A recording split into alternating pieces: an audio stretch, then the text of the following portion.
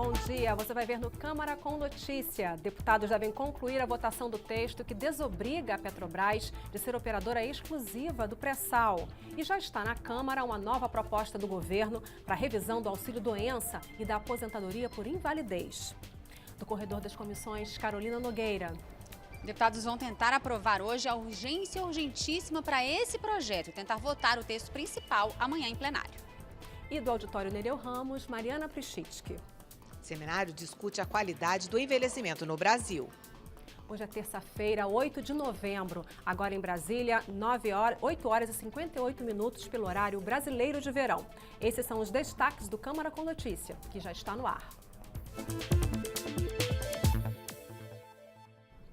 Uma semana que promete ser agitada no plenário da Câmara com vários assuntos polêmicos. Os destaques são o fim da votação sobre a quebra do monopólio da Petrobras na exploração do pré-sal e mudanças em benefícios como o auxílio-doença e a aposentadoria por invalidez. Essas mudanças faziam parte de uma medida provisória que perdeu a validade e foi substituída por um projeto com urgência constitucional que tem prioridade total de votação. A proposta endurece as regras para a concessão de benefícios previdenciários e estabelece a revisão de alguns deles, como auxílio-doença e a aposentadoria por invalidez. Isso já esteve em vigor por meio de uma medida provisória, mas como não foi votada ao longo de 4 meses, perdeu a validade semana passada. O assunto já voltou à Câmara, agora na forma de projeto de lei. Em tese, poderia ter uma tramitação mais lenta, mas não vai ser o caso, segundo o presidente da Câmara, que negociou com o governo o retorno do texto ao Congresso. Vamos tentar votar logo essa matéria, ela é fundamental. Ela gera uma economia no próximo ano de 8 bilhões, a gente precisa votar. Entre as mudanças propostas no projeto de lei está o aumento da carência para a pessoa que volta para a Previdência depois de ter ficado um tempo sem contribuir, ao ficar desempregada, por exemplo. O projeto também oferece um bônus para que os médicos do INSS acelerem as perícias pendentes. As medidas geraram e devem continuar gerando debates acalorados entre os deputados, principalmente porque são consideradas o início da reforma da Previdência. O ideal realmente é você apertar em cima de quem está recebendo o benefício e não merece, para aquelas pessoas que trabalharam e contribuíram poder receber corretamente sua aposentadoria. Se audita o abono salarial, se audita o auxílio-doença, se audita a aposentadoria por invalidez, retirando direitos consagrados de muitos brasileiros e brasileiras, mas não se faz a mesma coisa com a dívida pública, que beneficia principalmente o andar de cima, os mais ricos do Brasil. A questão atuarial da Previdência ela não se sustenta. Daqui a pouco, nem estados, nem municípios e nem a União vão ter condições de pagar, nem no regime geral e nem no regime público, a ter condições de pagar essas aposentadorias. Se querem fazer reforma na Previdência, que enviem o projeto para a Câmara e não ficar fazendo essas medidas. O que está acontecendo no país é uma ação perversa, insana, de cortar direitos, retirar direitos, muitos deles já previstos na nossa Constituição. Vamos direto para o corredor das comissões com a repórter Carolina Nogueira. Bom dia, Carol. Muito debate promete, né, no plenário essa questão da revisão da aposentadoria e do auxílio-doença, não é isso? Exatamente, Vera. A ideia é hoje votar. O projeto já veio como urgência constitucional do governo, mas a ideia hoje é tentar aprovar uma urgência urgentíssima pelos deputados que, somada a essa urgência constitucional, faria com que o projeto passasse a trancar a pauta. Com isso, o presidente Rodrigo Maia disse ontem que espera colocar esse projeto em votação já amanhã mesmo, na própria quarta-feira, e vencer esse assunto aí. Os destaques que faltam ao projeto do pré-sal, do monopólio que quebra, né, o monopólio da Petrobras na exploração do pré-sal, esses destaques seriam votados, então, na sequência. Mas a pauta política da semana não fica só nesses assuntos do plenário, não. Aqui no corredor das comissões, hoje tem uma reunião que promete da comissão especial que vai analisar a reforma política, que deve hoje aprovar, então, seu plano de trabalho e começar a analisar os requerimentos para as audiências públicas que vão acontecer e que vão pautar o trabalho dessa comissão especial. E é sobre esse assunto que a gente vai conversar a partir de agora com a deputada Maria do Rosário, que é do PT do Rio Grande do Sul, e também com o deputado Ed Lopes, que é do PR de Roraima. Deputado, a gente começa fazendo uma pergunta para o senhor. Mais uma comissão especial de reforma política que inicia o trabalho. No ano passado a gente estava discutindo a reforma política também, que acabou sendo aprovado, foi uma mini reforma eleitoral, que mudou bastante coisa. Para essa comissão especial, vai ser outra mini reforma ou vai ser uma grande reforma? O que o senhor espera? Não, nós não acreditamos que ficaremos na periferia da reforma.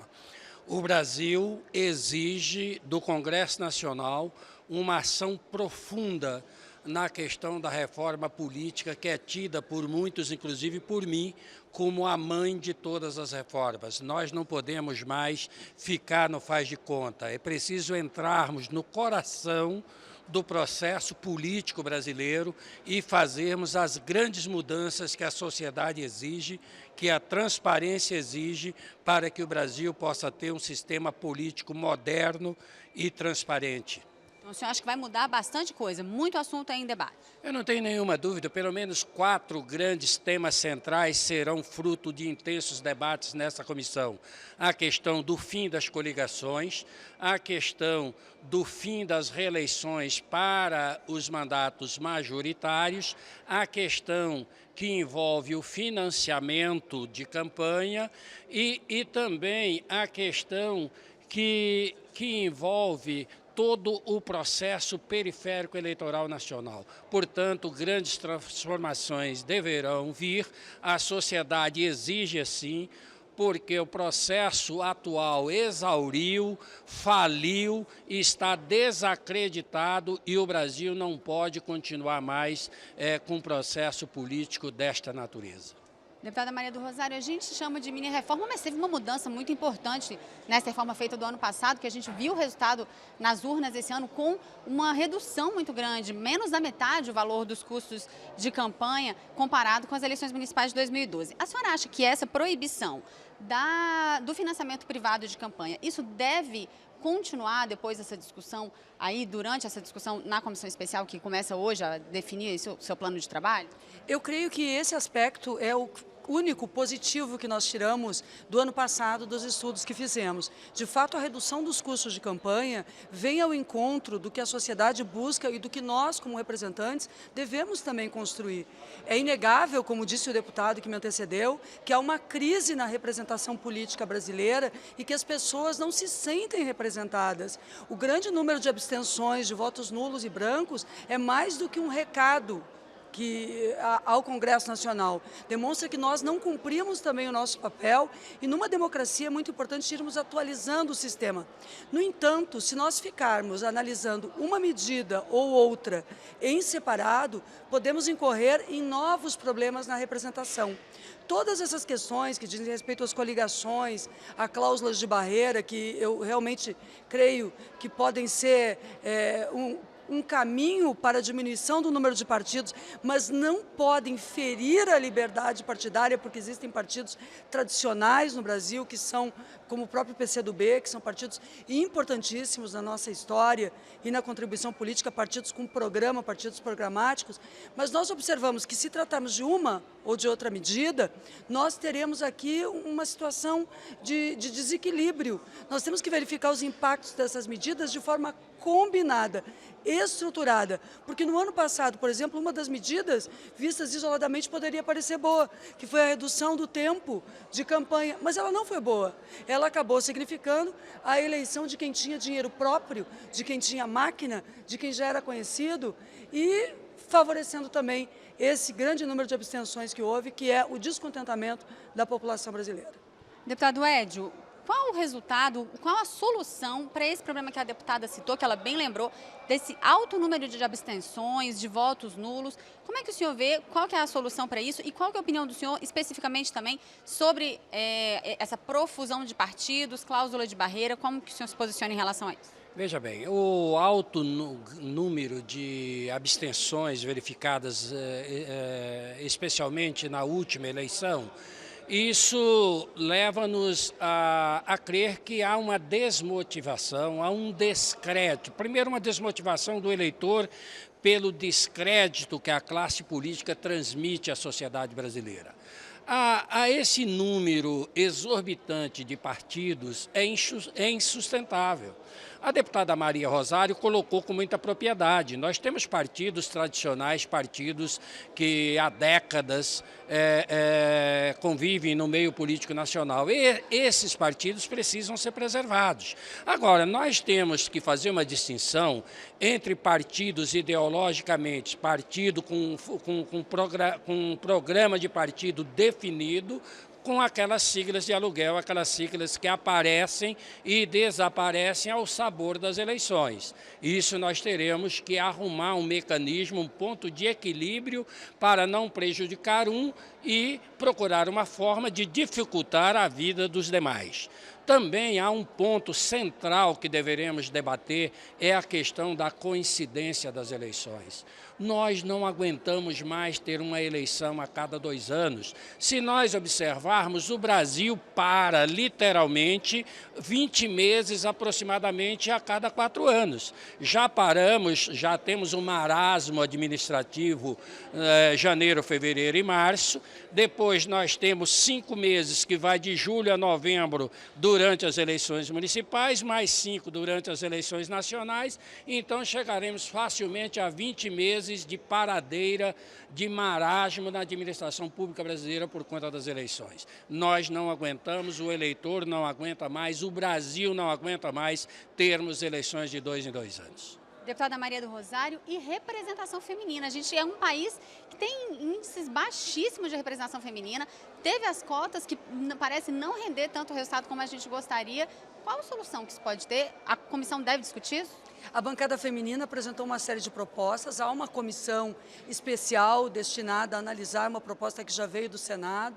Nós queremos a garantia de que dentro do plenário, entre os eleitos e eleitas, exista a possibilidade de um mínimo de cadeiras que seja ocupado por mulheres ao longo de um período transitório, ou seja, uma garantia também de que nenhum estado da federação venha com uma representação exclusivamente de homens, ou no futuro tenha uma representação exclusivamente de mulheres.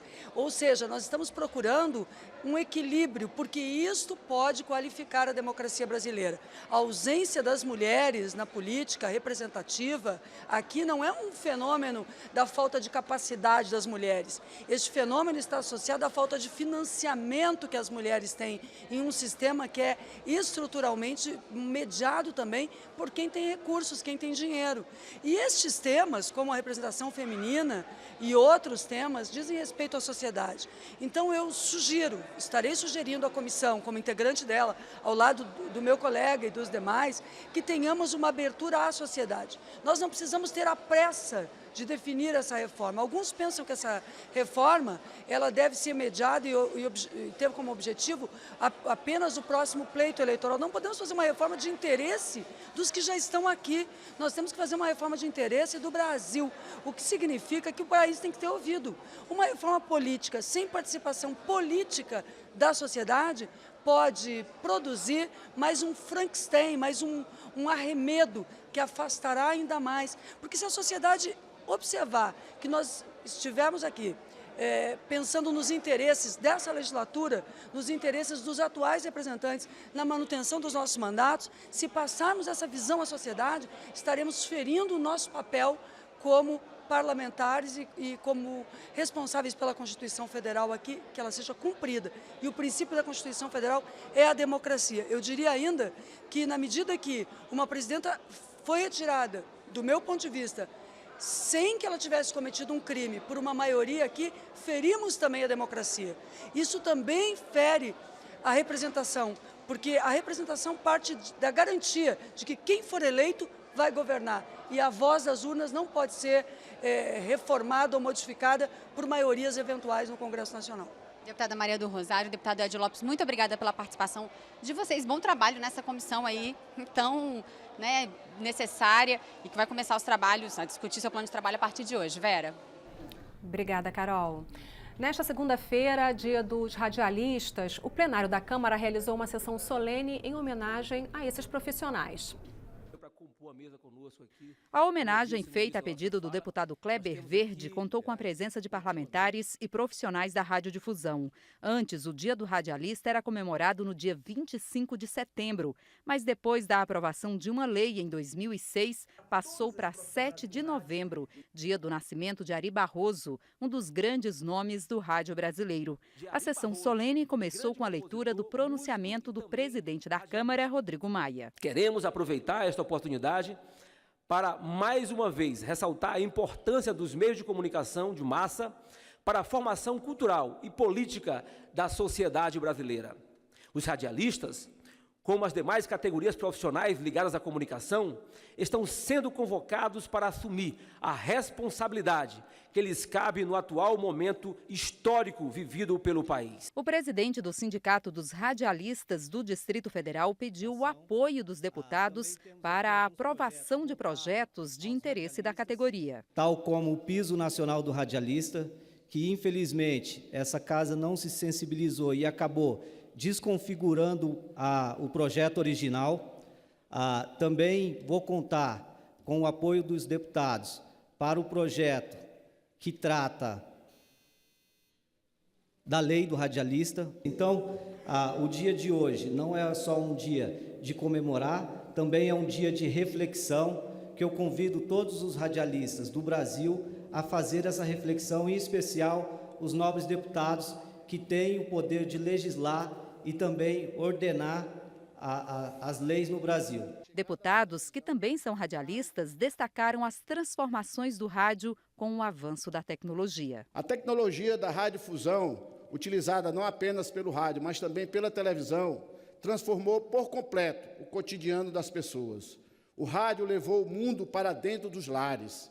E isso foi tão revolucionário, tão inovador, tão marcante, que as 3 décadas que se passaram entre o advento do rádio e a chegada da televisão ficaram conhecidas como a era do rádio. Nos quase 100 anos de história, o rádio foi o grande veículo do século passado.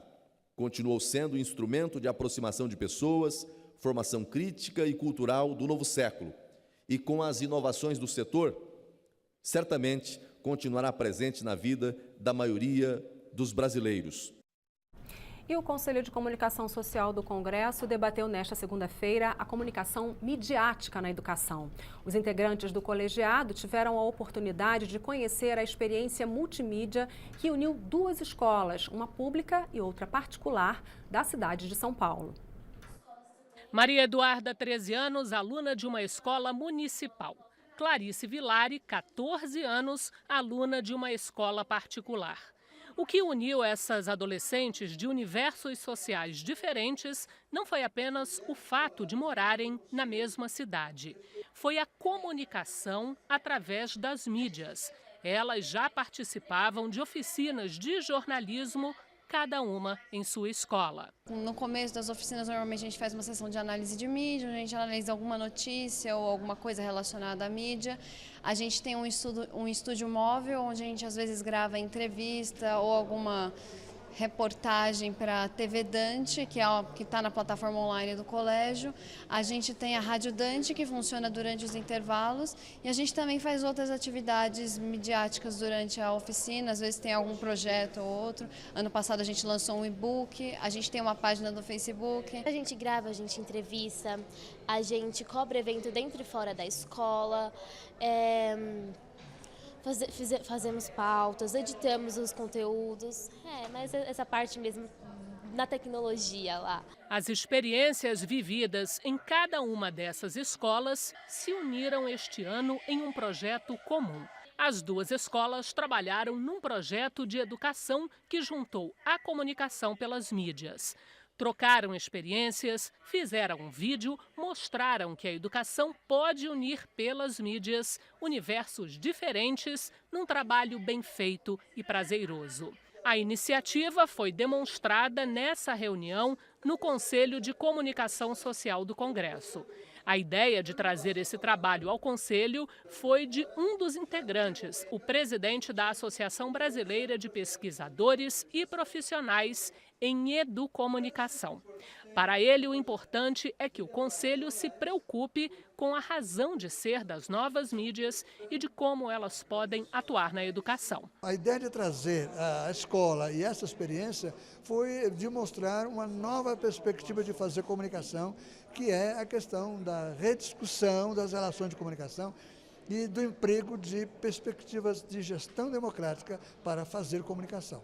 A representante do MEC nessa reunião mostra em números a importância de políticas governamentais na área de comunicação e educação. Nós atingimos mais de 4 milhões de estudantes divididos pelas áreas jornal, robótica, rádio enfim, uso de tecnologias, mas precisamos ampliar esse campo. Em termos de Brasil, eu diria que os números precisam ainda crescer muito e momentos como esse propiciam a divulgação e se pensar a ampliação dessas políticas. Olha, esse trabalho que você viu na reportagem, desenvolvido pelas duas escolas, o Educom Geração Cidadã 2016, teve a participação da Secretaria Municipal de Educação de São Paulo e do Núcleo de Educomunicação da Universidade de São Paulo. E pela primeira vez em 25 anos, a Câmara dos Deputados terá uma mulher à frente da Procuradoria Parlamentar. A deputada José Araújo, do PTN do Amapá, terá como principal função defender a Câmara e os deputados quando eles tiverem sua honra ou imagem atingidas. A nova procuradora disse que o presidente da Casa, Rodrigo Maia, foi sensível ao escolher uma mulher para o cargo.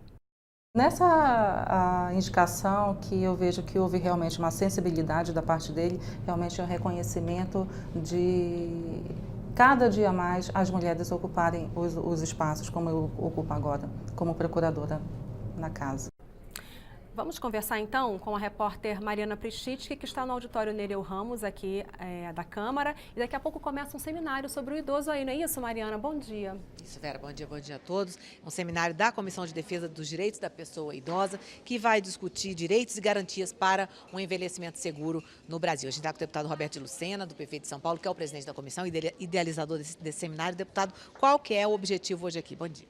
Bom dia. Bom, nós temos este ano um calendário bastante comprometido que não impediu a comissão de avançar numa agenda de desenvolvimento de temas da maior importância e de interesse da defesa dos direitos da pessoa idosa. Então, hoje aqui nós estamos realizando um seminário que discute temas relacionados ao envelhecimento saudável, em função, inclusive, de que nós temos a grande expectativa de oferecermos à Casa e, em nome da Casa, oferecemos ao governo federal a contribuição para o desenvolvimento de políticas públicas que possam exatamente contribuir com essa parcela da população brasileira que cresce a cada ano e que, numa velocidade muito grande, vai tornando-se cada vez maior e que precisa da nossa atenção.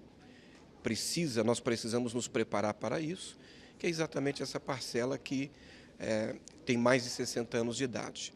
E, Mariana, há um tempo atrás, quando nós falávamos, por exemplo, quando eu me casei aos 19 anos, falava-se de uma pessoa com 60 anos, falava-se de idoso, de uma idosa de 60 anos.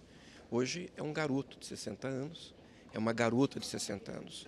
Então nós temos que nos debruçar sobre isso, sobre esse fenômeno e preparar o Brasil para essa transição. Um dos entrevistados que vem hoje aqui no seminário é o presidente do Sindicato Nacional dos Aposentados, Pensionistas e Idosos da União Geral dos Trabalhadores. A aposentadoria é um dos problemas, porque, logicamente, o dinheiro, a questão e a reforma da Previdência em discussão na Câmara. Como é que é possível fazer da velhice uma vida melhor para os brasileiros e, ao mesmo tempo, com discussão de reforma da Previdência para os aposentados do futuro? Olha, eu defendo a reforma da Previdência. Agora, eu defendo a reforma com regras novas para aqueles que vão entrar no sistema previdenciário. Eu entendo que não se muda a regra do jogo no meio do jogo. Essa reforma previdenciária não pode subtrair direitos dos aposentados, dos pensionistas e dos trabalhadores com expectativa de direito. Essa equação não é uma equação simples, é uma conjugação de variáveis bastante complexas. Mas nós temos que fazer a lição de casa e estabelecer e eleger isso como o nosso objetivo, um dos nossos objetivos primordiais. Porque nós temos alternativas de como capitalizarmos a Previdência sem que nós precisemos, nesse momento, colocar a conta no colo do aposentado e do pensionista. Deputado Roberto de Lucena, obrigado pela entrevista. Bom seminário, começa daqui a pouco, Obrigado. Né? Isso, é uma grande expectativa, as pessoas chegando, temos um corpo de debatedores absolutamente especializados no assunto, será certamente um grande sucesso. Obrigada, deputado. Vamos voltar ao estúdio com a Vera. Obrigada, Mariana. E esse seminário de hoje é mais um debate dentro de uma série de palestras sobre o envelhecimento da nossa população que a Câmara está realizando. Segundo a Organização Mundial da Saúde, 30% dos brasileiros vão ter mais de 60 anos em 2050 e seremos considerados oficialmente uma nação envelhecida. O objetivo dos debates é refletir sobre os caminhos que o país terá de adotar para lidar no futuro com a população idosa. Em palestra na Câmara, a especialista Célia Lessa apontou os países da Europa do Norte como um exemplo em políticas públicas para o envelhecimento da população. Ela explicou que as ações desses países foram divididas em duas frentes. Na primeira, foram feitos esforços para aumentar a capacidade econômica dos mais jovens, investindo desde a educação infantil até a universidade. Isso aumentou as condições da sociedade para financiar o sustento dos idosos. Do outro lado, foram adotadas medidas para que o idoso possa continuar produzindo. Você tem uma faixa muito grande etária aí, né, de pessoas consideradas idosas, com diferentes níveis de dependência, né, com diferentes níveis de autonomia, se a gente quiser botar assim. Então também é interessante você pensar nas várias possibilidades de inserção econômica dessas pessoas, né? Trabalhos com tempo flexível, né? Trabalhos que sejam satisfatórios, depois pessoas que passaram a vida inteira exercendo uma profissão, terem a oportunidade de exercerem outras carreiras, né? Com tempos flexíveis e tal. Isso tudo a gente tem que pensar como política pública, né? Se não tiver uma política pública desenhada para isso, a gente vai estar perdendo os talentos, né? As qualidades também produtivas dessas pessoas.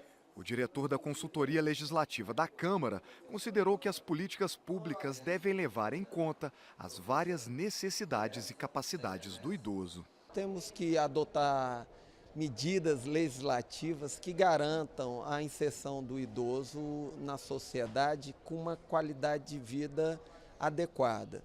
Não só sob o ponto de vista de saúde, mas também de outros aspectos como lazer, como mobilidade, como cuidados em geral. Esta foi a segunda palestra sobre o envelhecimento do brasileiro e faz parte de um levantamento coordenado pelo Centro de Estudos e Debates Estratégicos da Câmara, o SEDES. A relatora do estudo, deputada Cristiane Brasil, criticou a proposta de acabar com a vinculação das aposentadorias ao salário mínimo. Isso aí vai ser uma tragédia, jogar todo mundo na miséria de novo. Já não tem política para a família ficar nem com a criança, muito menos com o idoso. Não tem capacitação de cuidador, não tem estruturas sociais que insiram e reinsiram esse idoso ou envelhecente no mercado de trabalho. Você já viu nesta edição do Câmara com Notícia, deputados devem concluir a votação do texto que desobriga a Petrobras de ser operadora exclusiva do pré-sal. E já está na Câmara uma nova proposta do governo para a revisão do auxílio-doença e da aposentadoria por invalidez. Agora em Brasília, 9h25 pelo horário brasileiro de verão. E você vai ver depois do intervalo. Comissão debate projeto que submete ao governo o controle do preço do leite em pó especial usado na alimentação de bebês com alergia ao leite materno.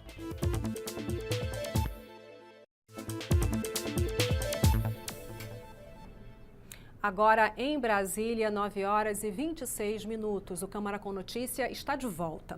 A Comissão de Seguridade Social e Família debateu um projeto de lei que submete ao governo o controle do preço de produtos para as crianças com necessidades dietéticas especiais. Um exemplo é o leite em pó para bebês com alergia ao leite materno. Nos primeiros meses de vida, o leite materno é considerado o alimento mais completo para os bebês, mas nem todos eles conseguem se adaptar ou criam resistência com os componentes do leite. Neste caso, os médicos recomendam que os pais troquem o leite materno pelas fórmulas infantis para lactentes, que são leites específicos para as necessidades dessas crianças. O problema é que o alto custo limita o acesso das famílias a esses produtos. Nós encontramos aí algumas dessas fórmulas que chegam a custar R$200, né? E a criança precisa consumir 10 latas por mês. É totalmente inviável para muitas famílias brasileiras. Uma audiência na Comissão de Seguridade Social e Família discutiu esse assunto. A deputada Flávia Moraes é autora de um projeto para incluir essas fórmulas especiais dentro da lei que regula o setor farmacêutico. ou seja, com os preços controlados pelo governo. Nós acreditamos que a aprovação desse projeto traria um controle para esses preços, porque nós sabemos que através da fórmula, dos componentes que compõem essas fórmulas infantis, é possível sim avaliar o custo disso e nós podemos aí basear, ter uma referência para que a gente não tenha uma variação tão alta de preço, também um custo tão alto para um produto que é tão vital, principalmente para as crianças recém-nascidas e que estão aí em fase de aleitamento. Mas os convidados para a audiência pública discordam da medida. Eles acham que é possível baixar os preços de outra maneira e que é necessário discutir mais esse projeto. Ele é redundante porque a Anvisa já precifica hoje esses produtos quando eles entram no mercado. O que regula preço no mundo inteiro não são leis, não são normas federais, mas a livre concorrência. Quando você vai para o SUS, onde está padronizado, estão padronizadas essas fórmulas, aí as saídas. Se o governo compra isso de forma, através de licitações em grandes quantidades, ela consegue melhores preços, muito melhores, a gente já viu isso em concorrências, do que o preço final de mercado na prateleira da farmácia. Existem, de fato, órgãos importantes que já atuam nesse setor, fazem trabalhos importantes. É preciso avaliar se ter um papel mais ativo dentro da regulação desse mercado, ele de fato traz ganhos para a população. O acidente radioativo de Goiânia com o Césio 137 foi há quase 30 anos. De lá para cá, centenas de pessoas tiveram problemas de saúde, como câncer, relacionados à contaminação pelo elemento químico, naquele que foi o maior acidente radioativo do país. Agora, uma proposta que está pronta para ser votada aqui na Câmara pode aumentar o número de vítimas que recebem pensão do governo federal. O ano era 1987. A cidade, Goiânia.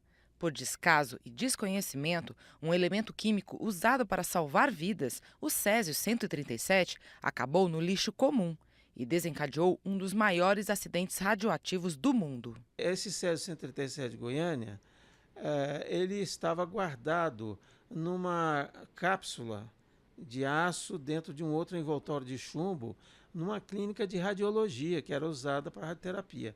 Essa clínica foi à falência e o prédio ficou abandonado. E aí 2 pessoas que mexiam com sucata viram aquilo lá e levaram. Parecia um punhadinho de sal, mas brilhava, encantava quem via. Se espalhou e foi mortal. 110 mil pessoas foram expostas à contaminação radioativa em Goiânia. 4 morreram logo em seguida.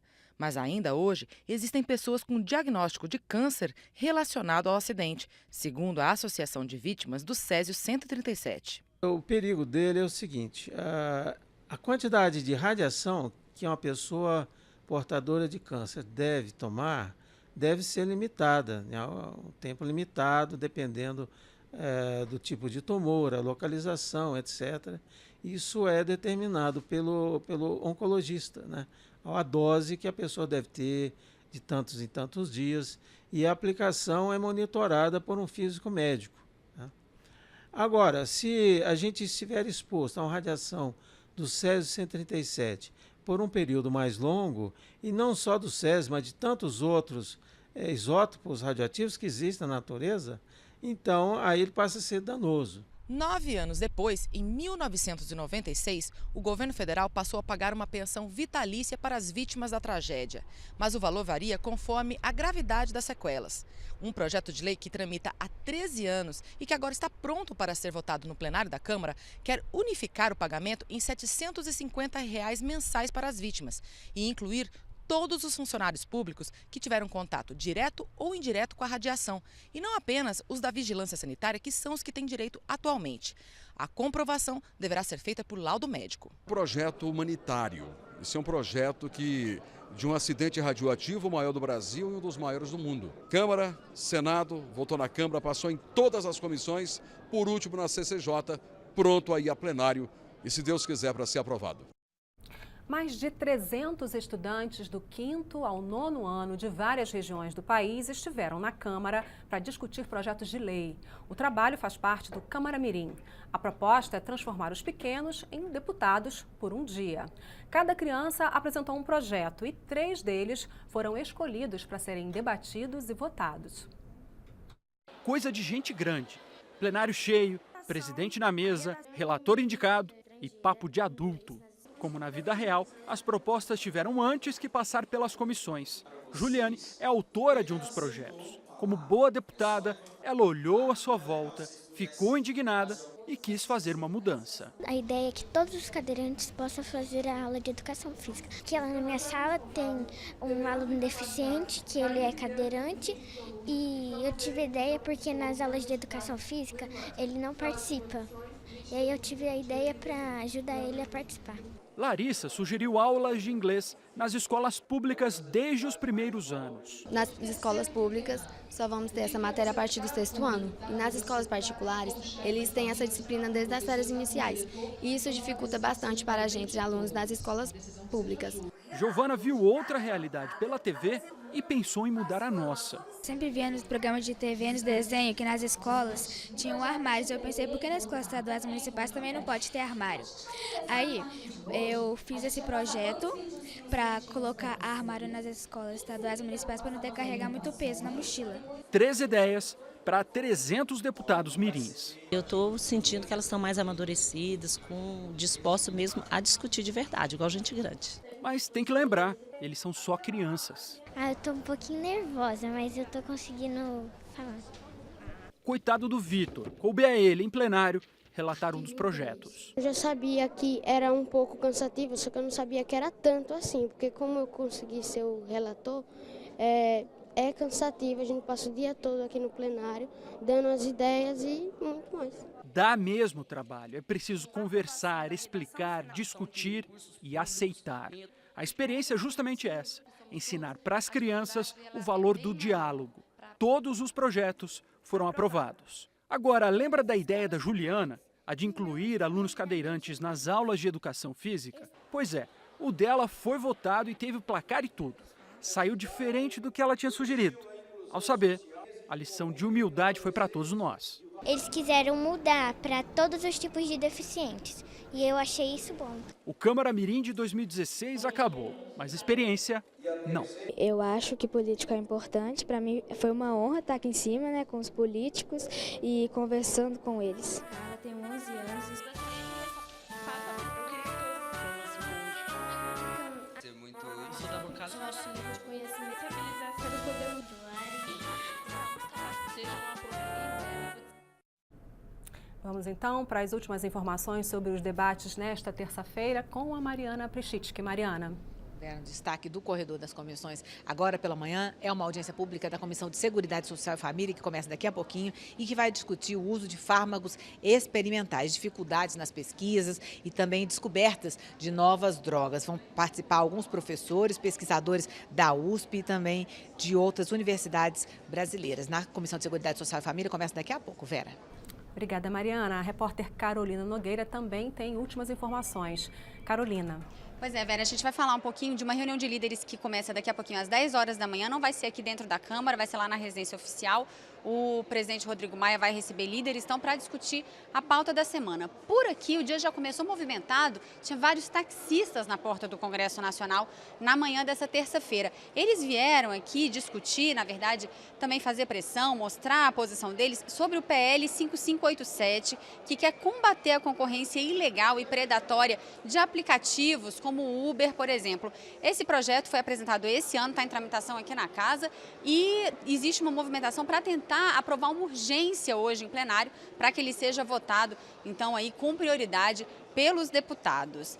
Esse assunto também vai estar em discussão pela comissão especial que a Câmara dos Deputados instalou e que vai começar a discutir agora uma proposta de um novo Código Brasileiro de Trânsito. Mas nessa comissão especial, nessa proposta do novo Código Brasileiro de Trânsito, a ideia sobre o Uber é deixar que estados e municípios continuem regulamentando, que municípios, na verdade, continuem regulamentando como acontece hoje. Entre os projetos que têm esse pedido de urgência, que podem ser, essa urgência que pode ser votada hoje em plenário, plenário, além desse projeto sobre os taxistas, tem também o projeto do Marco Regulatório dos Jogos, proposta que legaliza e que cria regras para o funcionamento de cassinos, bingos e máquinas caça-níqueis aqui no Brasil. Agora, de manhã, daqui a pouquinho, tem sessão solene no plenário Ulisses Guimarães, em homenagem aos 40 anos da Associação Brasileira de Shopping Centers. Tem sessão deliberativa da Câmara às 2 horas da tarde e uma sessão extraordinária que já está convocada para 7 horas da noite. Vera. Obrigada, Carol. E nesta edição do Câmara com Notícia, você ficou sabendo que deputados devem concluir a votação do texto que desobriga a Petrobras de ser operadora exclusiva do pré-sal. Já está na Câmara uma nova proposta do governo para a revisão do auxílio-doença e da aposentadoria por invalidez. Pela primeira vez em 25 anos, a Câmara dos Deputados terá uma mulher à frente da Procuradoria Parlamentar, a deputada Josi Araújo, do PTN do Amapá. A comissão debateu o projeto que submete ao governo o controle do preço do leite em pó especial usado na alimentação de bebês com alergia ao leite materno. E esta edição do Câmara com Notícias está chegando ao fim. Nós podemos voltar a qualquer momento durante a nossa programação com mais informações para você. Hoje é terça-feira, 8 de novembro. Neste momento em Brasília, 9 horas e 39 minutos, pelo horário brasileiro de verão. Para você, um ótimo dia.